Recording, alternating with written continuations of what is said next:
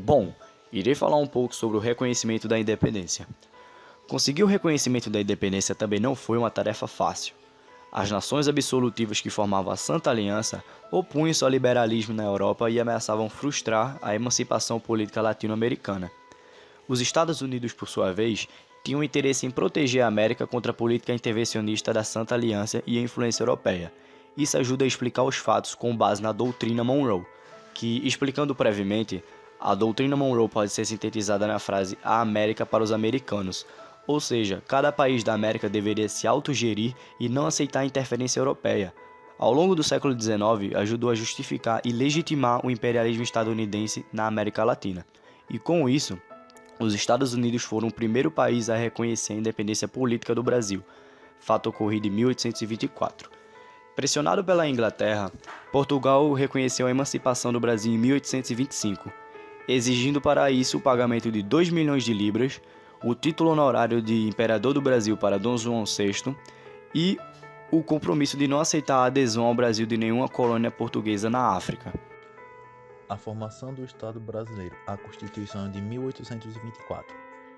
Dom Pedro I nomeou um Conselho de Estado composto por 10 homens de sua confiança para escrever uma Constituição em 40 dias, que foi a primeira do Brasil. Ela foi outorgada em 25 de março de 1824 e definiu o governo como uma monarquia constitucional hereditária.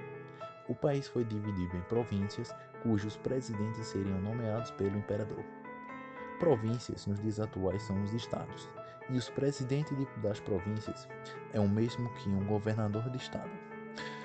Os poderes constitucionais foram divididos em 4, que são os poderes executivo, legislativo, judiciário e moderador.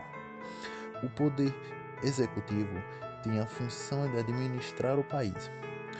O legislativo, sua função era elaborar e aprovar as leis.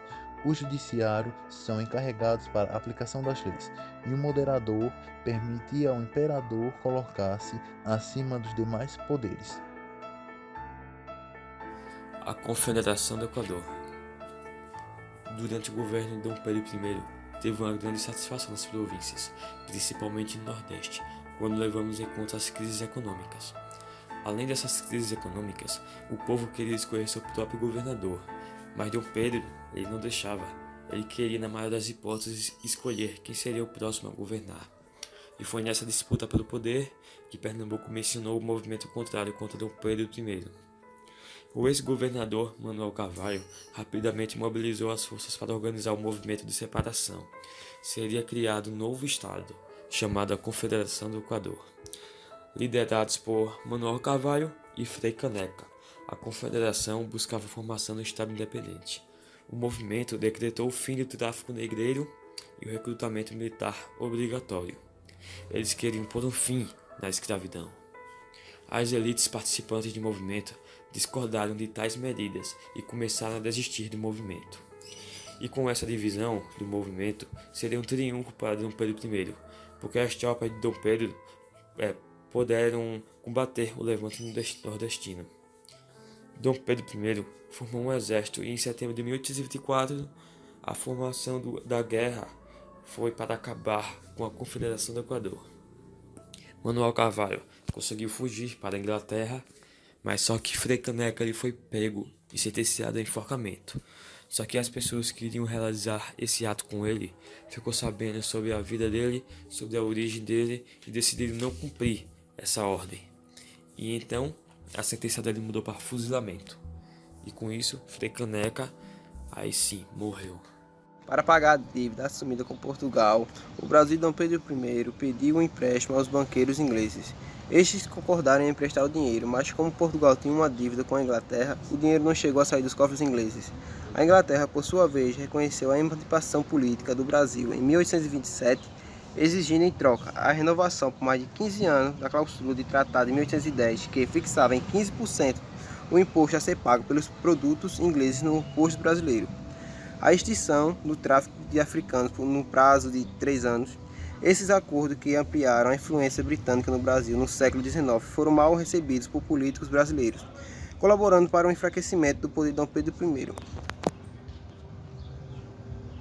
Dom Pedro foi perdendo seu reinado, apoio e popularidade por vários fatores, que são grave crise econômica e financeira que desencadeou a queda dos preços de alguns produtos primários brasileiros, como algodão, couro, cacau e fumo. A emissão desenfreada da moeda de cobre, ocasionando o aumento generalizado nos preços dos alimentos e dos aluguéis. A dissolução da Constituinte e a imposição da Constituinte em 1824 e o fuzilamento de Frei Caneca. A influência do gabinete secreto, grupo de amigos íntimos do imperador, todos eles portugueses. Entre eles, encontrava-se Francisco Gomes da Silva, secretário do gabinete. A questão da Cisplatina, Dom João XVI anexou a banda oriental ao Brasil com o nome Província Cisplatina. Em 1825, Cisplatina separou-se do Brasil e uniu-se à Província Unida do Rio da Prata, o que provocou a Guerra do Cisplatina. A Cisplatina e o Rio da Prata, que era a futura Argentina, guerrearam contra o Império Brasileiro, que foi derrotado. A Província Cisplatina tornou-se independente, com o nome República Oriental do Uruguai, e também a surreição do trono português, com a morte de Dom João XVI. Esses foram os fatores que Dom Pedro foi perdendo no seu reinado.